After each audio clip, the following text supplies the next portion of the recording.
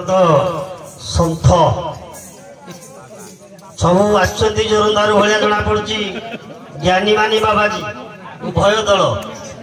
दुई गुरु गुरु भल अच्छा माने चाला भी भल थे जहा सुंदर भागे आध्यात्मिक आलोचना है ये आमर अपर बाबाजी प्रथम गीतटी आरंभ करते अखाद्य खाओ मन पिओ गोमांस पाणी की रांडी पुए भाव कले बदली जीव ठाणिकी आम तो एमती सुंदर सुंदर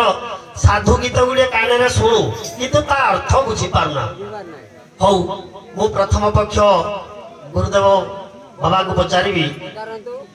यार अर्थ टी आम बुझेदेवे आक्षरिक अर्थ जे अखाद्य खाओ रे मन पिओ गोमांस पाणी पुणी रांडी पुए भाव कले कौ रांडी पुए भाव कले का सांगे भाव कले पुणी बदली जीव ठाणिकी एई भावटा हमको टिके बतई दियो आज्ञा यार दुईटी सूत्र सोपान रे देबो गोटे तत्व मतर गोटे बाह्य मतर बस बस अखाद्य खाओ रे मन आमर जो पुरी रो अबढाटा हला आज्ञा अखाद्य खाओ रे मन पियो गो मांस पाणी की तत्व मित्र जो डंक तोराणी बाहरे बा निर्माल्य बाहरे पियो गो मांस पाणी की रांडी पुओ हेले के ना हमर हेले उद्धव ए भूल कहले आज्ञा रांडी पुओ हेले परीक्षित अच्छा परीक्षित रांडी पुओ जो भगवत चिंतन करथिले से भगवत चिंतन कले तेनु मनुष्य से जिमती तोरी जाइथिले हमें मध्य ए तोरी करि जिबा ये गोटे अखाद्य हला अनाम पद होउची अखाद्य अच्छा जहा कि नाम बो नाम सदृश ताको मुखरे निर्दृष्ट कर निष्कृत वाणी कहा जाए ताको हला अनाम तेणु अखाद्य पद हला सीए अखाद्य खाओ रे मन पियो गो मांस पाणी की गो कहिले इंद्रिय गो कहिले आज्ञा गुरु जानाम मुकति पसरा से किपा करे परदारा जहार कर्णर परदारा गुरु शब्द को पाणी श्रवणित न होईची तेणु तार मध्य संसार रे मुक्ति नाही पत्थर जो शालग्राम पत्थर पानी जहा को पड़े अच्छा गोमूत्र पानी आज्ञा तेणु पियो गोमांस पाणी की रांडी पुओ संगे भाव लगाइले आज्ञा शरीरटा हला जदि हमरो जीव हला नारी शरीर चाली गला परे विधवा पुओ हले किए ना परम ब्रह्म निराकार आत्मा को आत्मा जेबे समरे परमानंद रे बिहारी हो ठीक अछि बाबा आउ टिके गुटे अनुरोध करबे टिके पदडी पचारि कहिबे जे आपण कहिबे कथाटा छिले ना आमे आउ दीटा प्रश्न पचारिबो सेही कथा अखाद्य खाओ रे मन पियो गोमांस पाणी की रांडी पुए भाव कले बदली जीव ठाणिकी से गोटे बाटरे बतेले आपण को बाटटा कोन हम जानिबो आज्ञा हमर अपर पक्षर बाबाजी महोदय कहले जे अखाद्य कहले महाप्रसाद अच्छा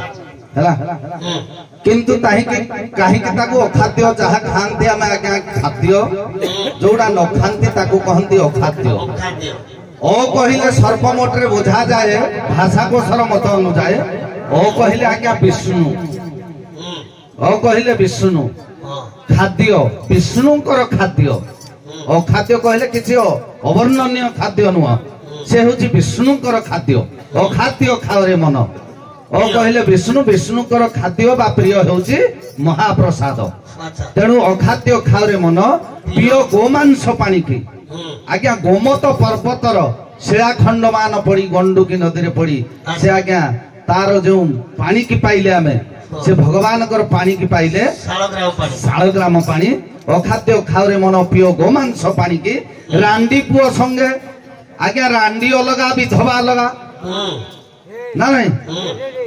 तेणु रांडी पुओ एठी परीक्षित महाराज को बुझा जाए कहीं जेतेबेले सर्पदंशन हब बोली तांकु ऋषिंकर अभिशाप्य थिला से साधु संग कले भगवत चिंताधारा को नहीं साधु संग कले मुक्ति हब बोली कहा जाइछि तेणु से जो रांडी पुओ परीक्षित जेउ धारा को अवलंबन कले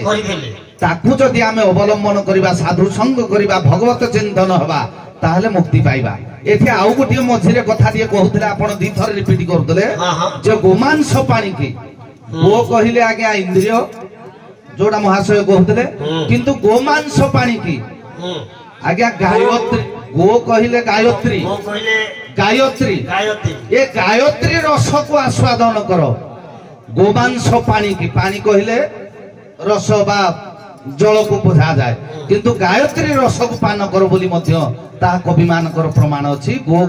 ଗୋମାଂସ ପାଣିକି ଗୋମା ମାନେ ଗାୟତ୍ରୀର ପାଣିକି ମଧ୍ୟ ଆସ୍ୱାଦନ କର, ଗାୟତ୍ରୀକି ଭଜନ କର, ମହାପ୍ରସାଦ କର, ସାଧୁ ସଙ୍ଗ କର, ଏ ଜୀବ ସାଧୁ ସଙ୍ଗ ବିନୁ ଲଭେ ମୋର ତନୁ। ଅଖାଦ୍ୟ ଖାଓରେ ମନ ପ୍ରିୟ ଗୋମାଂସ ପାଣିକି ରାଣ୍ଡି ପୁଅ ସଙ୍ଗେ ଭାବ ଲଗାଇଲେ ବଦଳି ଯିବ ଠାଣିକି। ନିଜର ଯୋଉ ବେଶବୃତ୍ତି ବର୍ତ୍ତମାନ ଅଛି ଯଦି ସାଧୁ ସଙ୍ଗ କରିବ ନିଶ୍ଚିନ୍ତ ଭାବରେ ଆଜ୍ଞା ସାଧୁ ସଙ୍ଗତରେ ଗଲେ ସାଧୁ ବୃତ୍ତି ହୁଏ। ଆମ ପୁରାଣ ମତରେ ଆଜ୍ଞା କୋଉ ରାଣ୍ଡି ପୁଅ ମାନେ ଭଗବାନଙ୍କ ସାଙ୍ଗରେ ଭାବ କରିଥିଲେ? ଆଜ୍ଞା ରାଣ୍ଡି ପୁଅ କହିଲେ ପାଣ୍ଡବ ମାନେ। ପାଣ୍ଡବ ମାନେ ଠିକ ଗୁରୁ। ହଉ ଠିକ ଅଛି, ଆଗକୁ ବଢିଆନି। ଠିକ ଅଛି, ଉଭୟ ଦଳକୁ ଧନ୍ୟବାଦ। ଆମର ବିଶୁ